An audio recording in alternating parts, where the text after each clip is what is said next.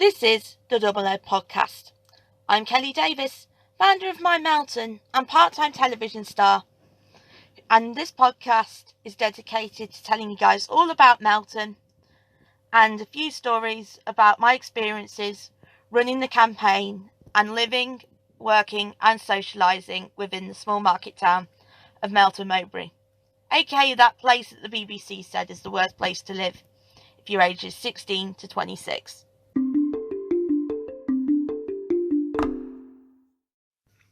There's two ways you know me.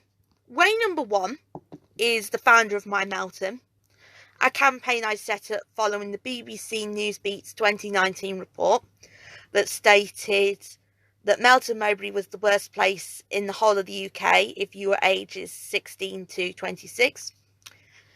Alternatively, you know me from being on a certain TV show known as the Undateables. So for those of you that don't follow television or might live internationally that are listening to this podcast, the Undateables is a UK TV show that concentrates on the love lives of adults within the UK who have disabilities, stroke, learning difficulties. And as part of this, the people that they follow, so in this case we'll call them the main characters, go on blind dates with people that are found through the Undateables various matching agencies. So, which we'll call, in this case, the date. So, I was the date for a gentleman called Alex, who is really nice. We still talk now. And he does a lot of disability ambassador work and a lot of stuff in terms of talks to raise awareness for autism all across the UK. But I digress, that's not why we're talking today. So obviously the episode in question got aired April 2020. So in the case of the UK, my episode was aired on the 1st. Boris Johnson put us into a national lockdown on the 23rd of March. So it was just over a week into the first lockdown that Boris had decided that the episode had aired. Now, my original plan prior to Boris was that I was going to watch the episode on the night with my mum and my brother. And then on the weekend afterwards, we were going to have a giant viewing party and have a pub grove, and we were all going to get nice and drunk, and it was going to be great. Well, that didn't happen, unfortunately. Cheers, Boris. So what ended up happening was that I was watching it at home, which was great. Apart from, not being able to see anybody, no one really recognised me out because you weren't really allowed out anywhere. Like, an extortionate shopping trip was, walk down the road to Sainsbury's, and the only taste of freedom was a short walk on your own around the block. So we got to obviously then July time, everywhere started reopening. And I remember we went out, me and a couple of my friends went out end of August, September time. So this was just when they brought in the 10 p.m. curfew. So, we're looking end of August, start of September, cases starting to go up. We're now, 10 p.m. curfewing. And what they didn't tell you about the 10 p.m. curfew, well, I say the mainstream media don't tell you about the curfew, is not that it's not you have to leave at 10 o'clock with the 10 p.m. curfew. It is the pub has to be cashed up and closed at 10 p.m. So if you're someone like me who's booked a taxi at 10:15 thinking, oh, I'm only out for 15 minutes in the end of September, put a coat on, I'll be fine. And then you're stood outside, well, in this case, it was outside a cutting room for what was actually more 40 minutes because last orders ended up being about 9:30 for us to be out 22. It was a bit of a drag. Now, the government's methodology, and I use methodology in the loosest terms here, behind the 10 p.m. curfew is that if people are drinking, if pubs are closing less, people are going to be drinking less, and so they're going to be easier to social distance. I would say my opinion on this, but I'm doing my best to try and keep this a clean podcast. Put it this way, drunk people exist at 9:30 in the evening, as I discovered this particular evening. So there was a group of people who were celebrating a 21st birthday. How did I know they were celebrating a 21st birthday? Well, one of the people had a giant 21st balloon tied to their back on the table, and then ended up tied to the back as we were waiting outside. So me and my friends, we're 2 meters apart. This particular group are 2 meters apart, and I'm stood waiting for this taxi, and this person socially distanced comes up to me and's like, "Oh, you were from the Undateables, weren't you?"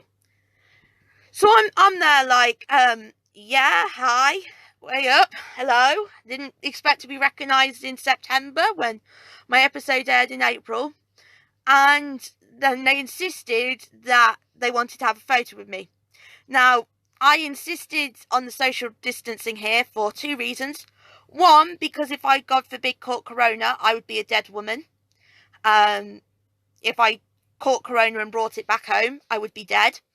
And reason number 2, I didn't want to break social distancing in front of cutting room and have them pay a 10 grand fine.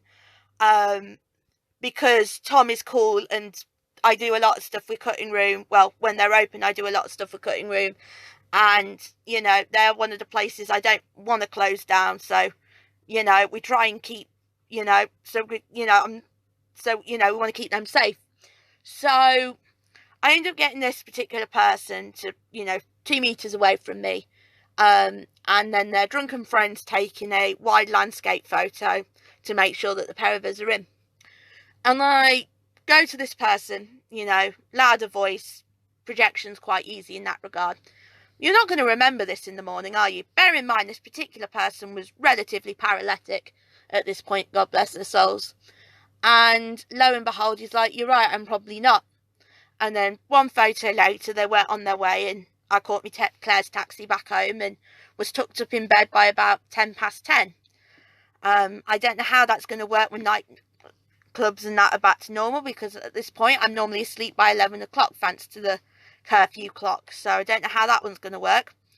So shout out to the individual who wanted to have a selfie with me. Thank you for making me feel important. And if any of you nightclubs want a PA in the future, feel free to contact me on the social media handles and we'll get something going. I take money and I take beverages.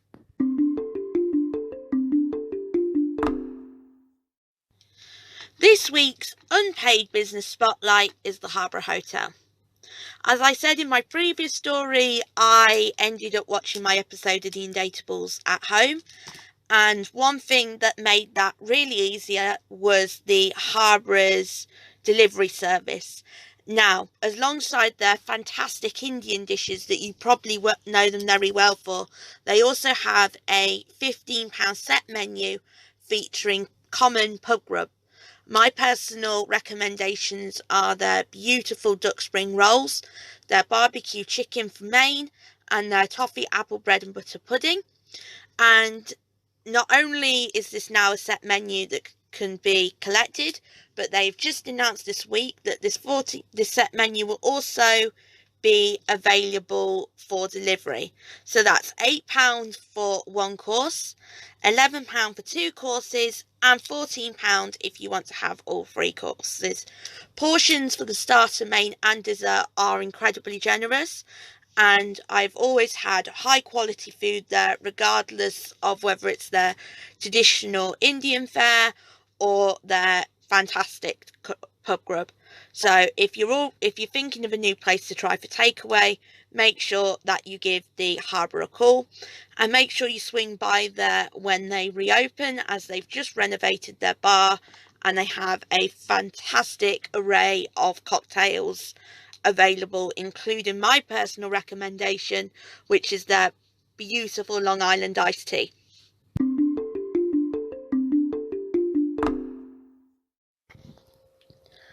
This year, I'm entering 2021 with a new relationship.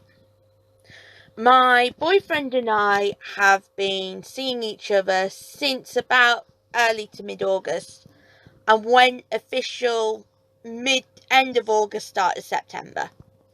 We got set up on a blind date away from any form of cameras, etc., and then went on subsequent dates after that. Now, my boyfriend is a very big meat and two veg man. One of the few things he can cook is a carvery, roast dinner, and he is absolutely obsessed with Harbour's Sunday carveries, to the point where any restaurant on a Sunday outside of this is pretty much out of the question at this point. Now, the good thing about the Harbour's carveries is that they are very cheap. You can very easily get 3 courses and a cocktail or a couple of mocktails for around the 20-25 quid mark. So that's always been one of the reasons we've always gone back there, alongside the fact the food tastes good. It's, nice and cheap for us both. And because of this, we're kind of, prior to lockdowns 5, 6, 7 and 8, we were regular customers there on a Sunday. Although what we started to discover was that one of the few, if not only, downside of being a regular at the Harbour, especially when we were in the dating stage of our relationship, is that the waiting staff were absolutely fascinated to see what was going on. Now, I don't know if any of you guys have seen the show First Dates. If for those who haven't, or my international listeners, it's basically a restaurant somewhere in the UK, I'm not 100% sure where it is, where 2 people get matched on a first date, and they have the first date in the restaurant with the onlookers as staff on the bar, and then they decide afterwards if they want to, not the staff, the daters decide if they want to see each other afterwards.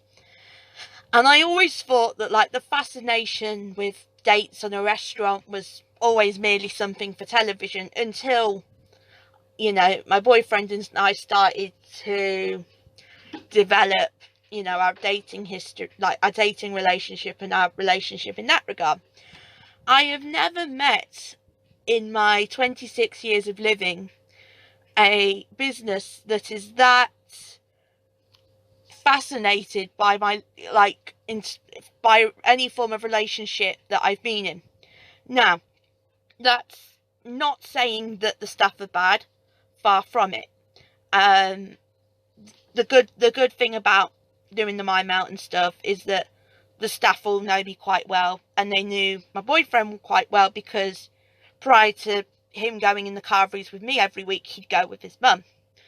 To the point where I had to kind of subtly suggest that we met on different days. One, because of the fact I felt bad that I was denying his mother of carvery privilege. Now he'd got a new woman in the picture. So, in the end, they were pleasantly informed that we had gone official, and I don't know who was happier, me or the staff. I think the jury's still out on that one, but it's definitely, first date restaurant vibe aside, definitely be somewhere that is already on my list to go back to when hospitality is reopened. For those of you who are unaware, Melton, as it stands, is in Tier 4, which means that we're essentially in our 3rd lockdown. So everywhere apart from important services like pharmacies, supermarkets, and schools for some reason, but we'll cover that in a separate podcast episode, are to be closed. So at the moment, it's going to be takeaway Harbours only. Not that the pair of us can eat it together, because he and I both live in different households. But yeah, we'll definitely be going back, first date vibes and all, once this is all done, whenever that may be.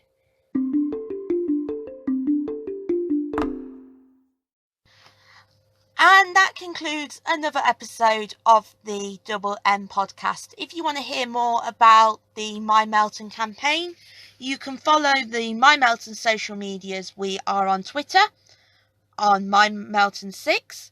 We are on Facebook using the username at My Melton Mowbray. We are on Instagram. The username you're looking for there is This Is My Melton.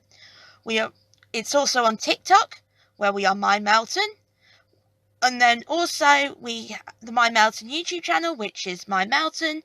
And you can check out the My Melton website at www.mymelton.weebly.com. I'm Kelly Davis, and I look forward to seeing you on the next episode of the Double M podcast.